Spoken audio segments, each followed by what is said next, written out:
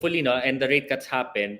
I hope that we're going to be trading in this range, right? Probably 6,600 to 6,800. If the inflation data, okay, because everything is conditional for me, no, because I don't want to say we're going to hit this target, but everything is really contingent, right? If the inflation data is manageable within the BSP range, if second, if the US also keeps its, or the rate of inflation is low enough, which I think they're already accepting 3%. They were a couple of years ago they were trying to target or around 2%, right? But I think it's within the 3% range. They might still start cutting rates. And of course, if the data that we have been seeing is at least in line, we could probably challenge back to 7,000. So this is contingent on so many things.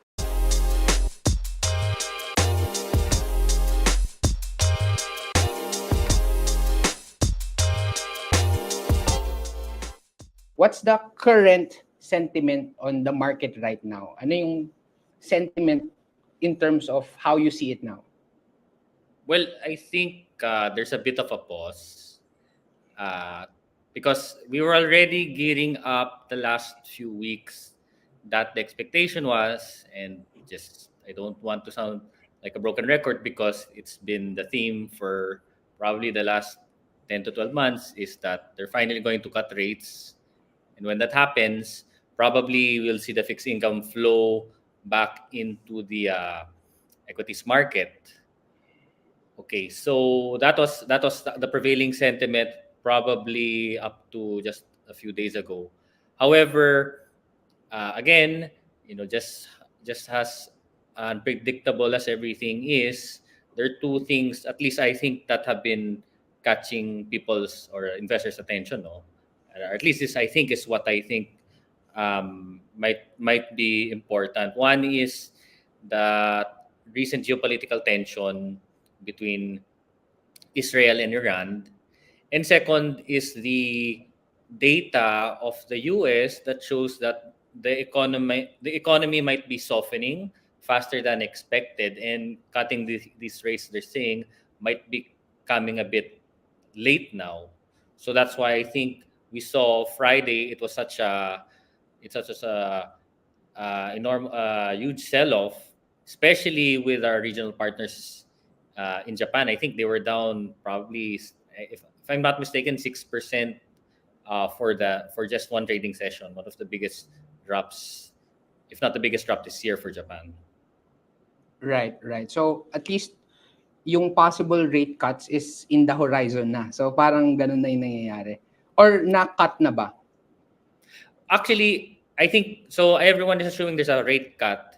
In fact, because the U.S. economy they are fearing might be weakening faster than expected, they think they have to now it's more or less the probability has actually increased now, right? Because again, to boost an economy, you have to make the borrowing environment more conducive for businesses that want to expand. So now that they saw this, and just for the viewers, this specific data actually was several few data no that they saw. One was the ISM manufacturing data. I think it was 2 points lower. I think it's around 46.8 when they expected it to be around 48 and a half. So that one was a drag. Second was the what's this related to employment. It was the unemployment benefits and the claims, jobless claims. No, so that one was actually higher than expected, and I think they were saying that it was one of the highest they've seen in probably almost a year. So that's why they're worried. But I think tonight and hopefully, no, there might be some recovery because they're going to release the jobs reports, and hopefully it's higher. I hope it's higher, or at the very least within expectations. I think they're projecting a net gain of 175,000. So I hope that offsets whatever negative sentiment or fears they were seeing last night. Right.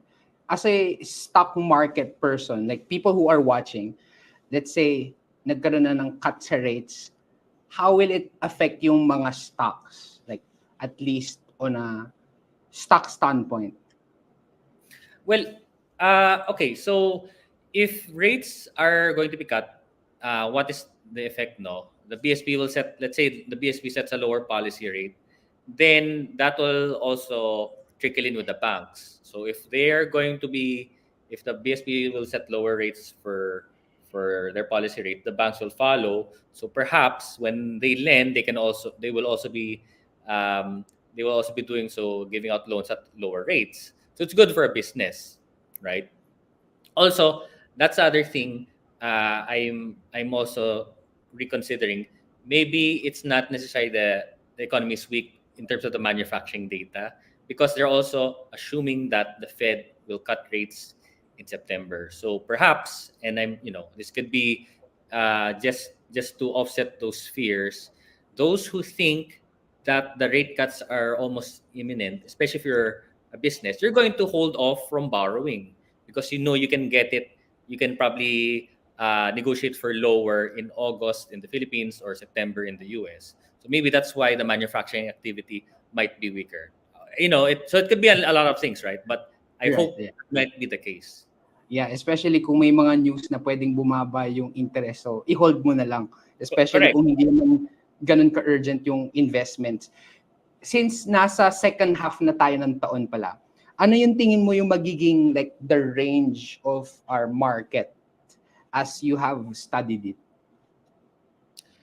Yeah. Well, again, if you asked me last week, I would be a bit more bullish, but now I'm just holding back because we are seeing some signs of weakness. Thankfully, not in the Philippines, but again, it's our regional peers, no, who are exhibiting this weakness. Uh, I think with 5 months to go, uh, hopefully, no, and the rate cuts happen. I hope that we're going to be trading in this range, right? Probably 6,600 to 6,800. If the inflation data, okay, because everything is conditional for me, no, because I don't want to say we're going to hit this target, but everything is really contingent, right? If the inflation data is manageable within the BSP range, if second, if the US also keeps its, or the rate of inflation is low enough, which I think they're already accepting 3%. A couple of years ago they were trying to target are around 2%, right? But if I think it's within the 3% range, they might still start cutting rates. And of course, if the data that we have been seeing is at least in line, we could probably challenge back to 7,000. So this is contingent on so many things, right?